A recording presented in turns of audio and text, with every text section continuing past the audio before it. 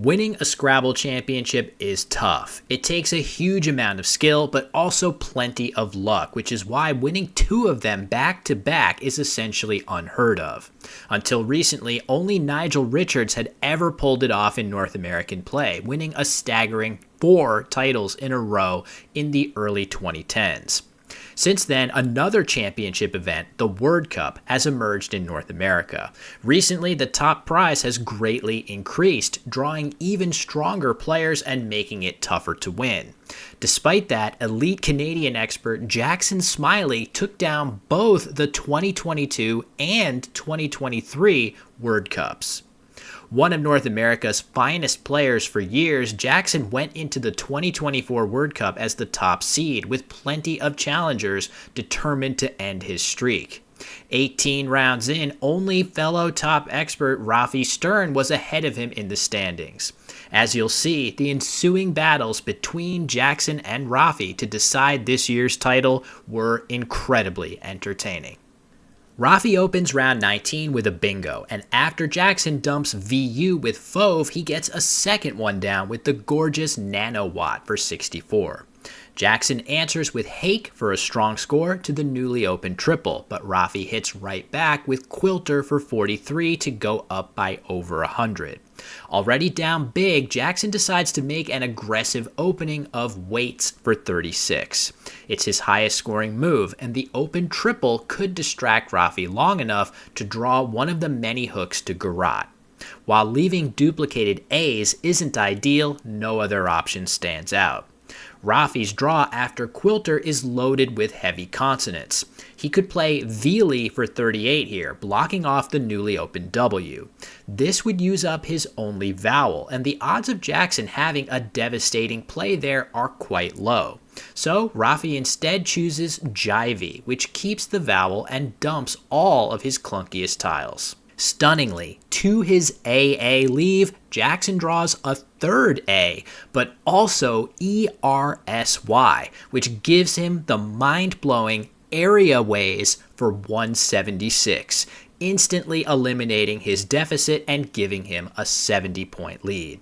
It's a stunning reversal, but Rafi fights on. He could play Z for 34, but instead plays Auzel for 28, shedding the U and keeping the board open for a bingo he suddenly needs. With both blanks still lurking in the unseen pool, Jackson wisely burns through tiles as fast as he can with Neolith for 22. Rafi benefits from his previous choice, drawing Ferment and playing it in the spot he left open. Meanwhile, Jackson does manage to draw one of the 2 blanks and answers with Reaving for 73, hooking Garrote. Why call the blank a V instead of an N? Jackson's trying to defend against easy X plays that Rafi might have. Still, Raining doesn't take an S while Reaving does. That's a big deal with 2 S's and a blank still lurking. Rafi has one of those 2 S's and makes a sharp play here of Dex for 37. This is a big sacrifice over Dex for 45, but that option uses up his E, whereas holding on to it will result in a huge increase in his bingo chances. Jackson draws the second blank, and with no playable bingos here, he plays Gob to shed his clunky consonants and aim for a knockout blow. Down by almost 50, Rafi holds Anisole. The 73-point spot for it creates enormous counterplay for Jackson. Solanine for 70 is tempting, but has issues of its own. Instead, Rafi opts for the 82-point positioning, hooking Ravings. The extra 12 points are important here, and if Jackson doesn't have the second blank or the S, and Rafi draws them instead, Jackson is suddenly in a major bind. Instead, Jackson pounces with his blank, answering with Bouclés for a game-ending 110 points, en route to a 55-point win. The 2 experts remained neck and neck through 4 days of play, and heading into the final 3 games, Jackson and Rafi had essentially clinched the top 2 spots, setting up a best of 3 to determine the 2024 champion. Jackson moves first in round 29 and finds his top play of Jolty, and with Po' Boy available to tempt Rafi, he picks the much safer Boyo instead. Both players balance their racks in search of their first bingo, Jackson with Vogue and Rafi with Pep, after which Jackson makes a savvy choice of for 15. Rather than play this word for the same score here, playing it forming yup forms a more flexible S hook and cuts off the potentially lucrative triple word score from Rafi. After Rafi's response of met, Jackson can play strong overlaps with loped such as Chad for 32. Instead, he makes a shocking move of Acades for 85. It's shocking because it's not found in any major Scrabble dictionary. On the other hand, it sure does look like a bunch of other words that are valid. The word Rafides can drop its R to form the plural of a variant of aphid, and Rakades is also a word. In the moment, Rafi simply doesn't think to challenge it, playing on with Chon to the triple for 27. From there, even after Rafi's yellowed to cut the gap, Jackson hammers both the Q and the Z, followed by 2 more bingos to seize control of the game and lock up a blowout win. Both players seemed stunned post-game when they learned the truth about Acades. That's not a word. What? Damn. I had a slight doubt. I had a slight doubt, but I was like, no, this is a word. Damn, wow. What are we thinking of? F5s. F5. Oh, so F5s, That's too Rafides, bad. but Rashides. Oh, wow. Needing just one more win to secure the three-peat, Jackson opens round 30 with Gamb, and Rafi draws 7 consonants, exchanging down to the powerful RST combo. Jackson immediately hits red baits as a double-double for 94, and while Rafi draws the vowels he needs, he also draws the Q, and elects to exchange it rather than make a board-blocking play at such a steep early deficit.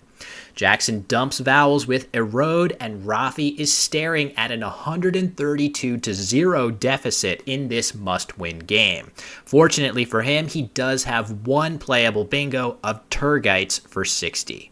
Jackson blocks the good floaters and balances his rack with Woo, giving back a lucrative scoring spot that Rafi hammers with Yop for 44.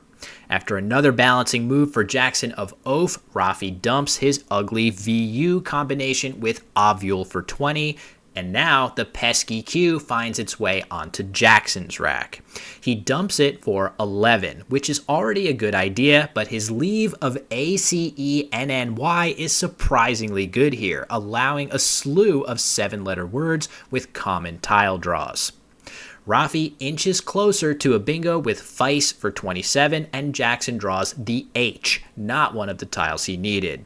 He plays Candy for 25, a savvy choice. Handy scores 3 more points, but creates the very damaging Shandy hook for Rafi to use.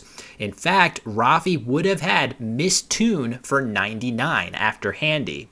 He still gets down Minuets for 79 to take a narrow lead. Jackson answers right back with an X-bomb, and perhaps missing the possibility of Kindar for 30, Rafi decides to shoot for a second bingo with his low point tiles, playing Gore for just 6 points, creating a dangerous lane for his ER combination. Jackson is caught with weak tiles, though he makes a very solid blocking attempt of Ordain, which is also his top scoring play. While Rafi had Painter ready to go down in that spot, the eye gives him Paintier instead for a massive 95-point double-double, and on his very next draw, he picks the second blank and hits unharmed for 83, completing his epic comeback. Rafi's 475-423 win sets up a decisive final game in round 31. Jackson opens with Ilium for 20, and after Rafi's Joe for 26 holding decent bingo tiles, Jackson draws the X. He could play Oxeye for 32, leaving the solid CER, but this move floats a gigantic S hook at the base of the board and creates a very lucrative overlapping spot for a variety of scoring tiles. Instead, he plays Mercy for 24, a significantly better defensive option and a really smart move on his part. After Rafi's Ditch for 22, holding the X works out beautifully for Jackson as he cashes it for 53, holding very strong bingo tiles. Rafi is close to a bingo himself with only the F holding him back, so he dumps it for a solid score. Jackson's tiles go from good to great with the arrival of the first blank, and he finds his top scoring bingo of Milnebs for 80. While that's not good news for Rafi, the play does float the L in just the right spot for him to answer with Ocellate for 68, his only playable bingo. If Jackson draws poorly and Rafi draws well after their bingos, it could be a second straight huge comeback in the making for Rafi. Instead, Jackson draws the good tiles and immediately bingos a second time with deputies for 89. Rafi uses the new scoring spot to play Baron for 38, scoring well and opening not just a big S hook, but also a sneaky G hook in Barong.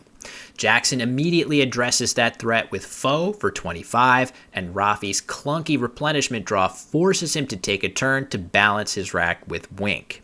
Jackson also has to slow down after his draw of 3 eyes. He's able to make a very nice blocking move here of Needy, using 2 of those eyes and blocking not only the easy 7s lane atop Ocellate, but also the hooks on Wink in one move. Rafi draws the dreaded VU, and at this score, his move of Vulva makes total sense, creating a dangerous area of the board that Jackson will be forced to deal with. Jackson goes from 3 I's to 4 A's, and most players would simply play Varia to neutralize the newly opened triple. Instead, Jackson makes a dazzling move that will be remembered as the word that clinched his 3rd straight championship. He has one playable bingo here, and he spots it. Arapaima through the M of Milnebs for 70 points. Needless to say, bingos with 4 A's in them are exceedingly rare. Spotting this word here is a perfect example of how Jackson's been able to win 3 Word Cups in a row. From here, Rafi attempts to keep opening the board for a desperation triple-triple, but a Q draw dooms him, and Jackson is able to stay one step ahead with his blocks. When the dust settles, Jackson wins 459 to 337. Jackson Smylie deserves huge credit for winning 3 straight major championships in North America. It says a lot that this is something that literally only Nigel has ever done before. As for whether Jackson can make it 4 in a row, we'll just have to wait for next year to see for ourselves. At this point, I wouldn't bet against him.